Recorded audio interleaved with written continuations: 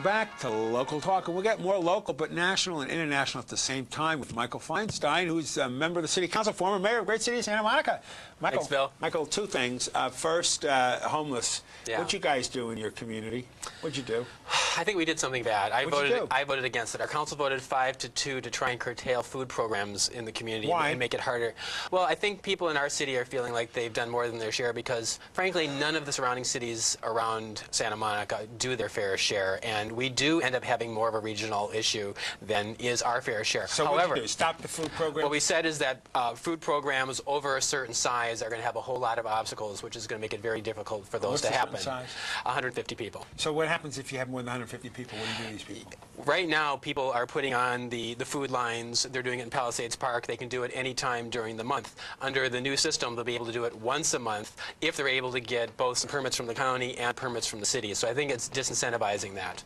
Then what happens to these poor people? Then what happens is they don't have anywhere to eat because, frankly, the support systems aren't there for people. The churches, sure, they can take a small amount here, a small amount there, but there really aren't the systems to really feed people. And it's both people who are chronically homeless and it's the people who are just on the edge as well. There are people who aren't just homeless who also came to eat because people often have to choose between rent and food. And I felt that our city, as fortunate as it has been all these years, needed to be an example of more compassion than other cities. Why did it go 5-2? What was the politics of the 5?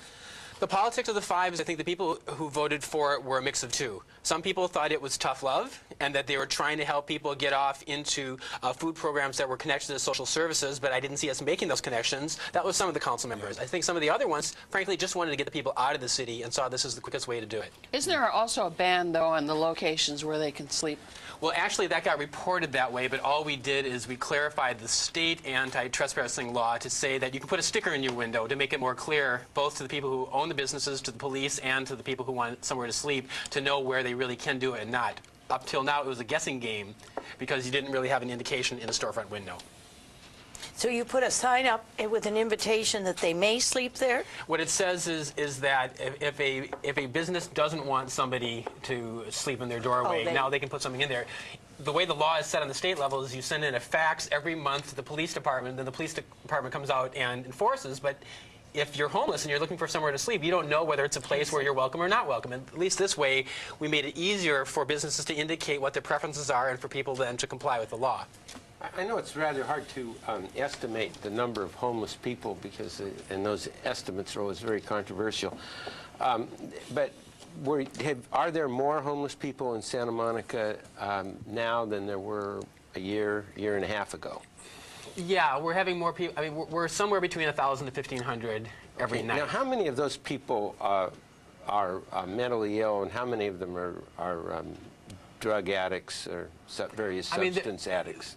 There's a mix, but there's clearly a lot of people who can't care for themselves. So when you say can't care for themselves, I would say those people would be mentally ill or severe drug addicts. Severe drug addicts and war veterans who really just don't have it together. Well, then we could classify them as mentally ill. Yeah, challenged for sure. Yeah. Right. And so, isn't the solution then beyond Santa Monica? Isn't the solution some sort of a state and local program that would do two things: provide shelters or some sort of transitional thing, and the other thing is make it easier to lock up people who are mentally ill, put them in institutions. I think certainly it would be good to be able to help people get off the street who can't take care of themselves. Right. And I understand that those laws have to be tinkered with. I agree with you on the housing, but it's not just transitional housing. True affordable housing for the long run, a statewide living wage ordinance, and I also believe that a statewide universal health care that would bring those costs down. If we did those three things together, living wage, truly affordable housing, and health care that's affordable, we would get the people off the street, 90% of them. But don't you think there has to be a compulsion factor in all of this, too? I mean, you know, the argument that people are on the street and taking advantage of social services because that's the lifestyle that they prefer, I think, is a mostly shallow one. I'm not saying that you're making that, but that's a red herring that often gets put out there to say, oh, it's these people's fault for being there. I don't think that people are sitting and taking advantages of having social services and would prefer to be out on the street in terrible conditions. So, yeah, there's always a certain degree of saying, yeah, we have to ask for a little bit more responsibility, but there really aren't alternatives for so many of these people. You're reading the newspaper over there. The Green. What paper is that?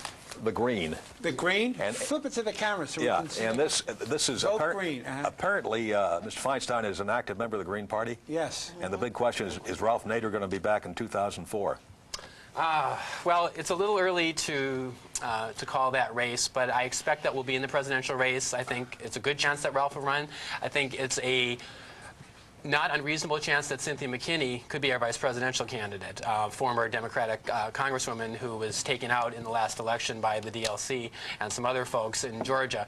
So it's not for sure, but I think there's a good chance we're in that race. And the smart things for the Democrats to do is in those 14 states, only 14 that are even close on the presidential level, they should be pushing for instant runoff voting, which is where you can rank the candidates, and if your first choice doesn't win, your vote goes to your second choice. That allows people to vote for their conscience. They aren't stuck in lesser of two evil dynamics, and it sends a more clear signal to the ultimate winner because they've been able to see where their base really comes from. For example, Nader, we think, had he been in the debates and under a fair voting system like this, would have gotten an easy 20-25% of the vote in the last race.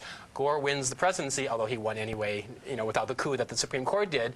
He wins the presidency, but he sees anti-death penalty, universal health care, fair trade, not this bogus thing that they call free trade. He would have seen how much of his base really comes from those constituencies so that the ultimate winner gets a better signal as well. What happened in San Francisco with this? Yeah, San Francisco. This thing? Didn't they just enact something that went in? Did it go into effect this November, just now? It's going to go into effect in the upcoming next election. They voted for this system, instant runoff voting. And the San Francisco Board of Supervisors, led by Green Supervisor Matt Gonzalez, the Green in the largest city that we have in the country, elected official, got it in there. It went to a popular vote. It was supported. It's going to be implemented, and it's going to allow not only this system where people can really vote for their conscience, but now we save these ridiculous runoffs, which have lower turnoff. They've splintered the electorate. City of Los Angeles, with all the financial problems here, instead of having this ridiculous early March primary and then an election later, can consolidate it into one single election. And it also helps to have more positive campaigning because let's say you go back to the LA's mayor's race with 6, 7 strong candidates.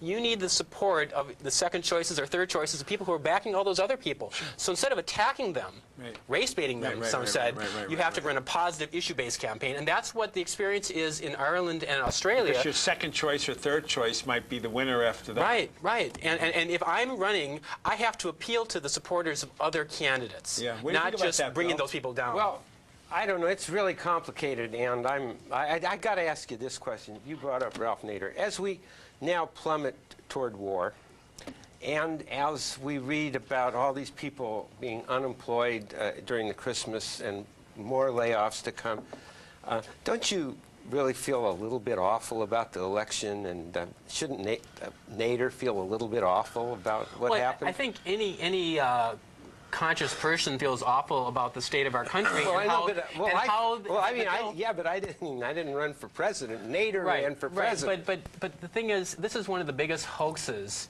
I believe, led by corporate media and the Democrats and Republicans to continue to focus on Ralph Nader and not the failings of the Democrats and Republicans. That was a race that the Democrats should have easily won, hands down. Blaming it on the Greens and not looking at themselves is a fallacy at a minimum. If you want to play the what-if game, what if Clinton hadn't prostituted himself to pass NAFTA or welfare reform or the Telecommunications Act? There's all these things which led to social movements which then were ready to vote differently in 2000. And that's where we have to start looking at where the problems are, not just look at the symptom at the end. Fair enough, Michael. And if we get instant runoff voting, then you can vote for Nader and then vote for Gore, and everybody would be happy. Well, we'll see how it goes in San Francisco. Yes. And we'll see if it moves on. Thank you. Thank you, Bill. Thanks for coming on. Viewers, we're going to take a short break. We'll be right back.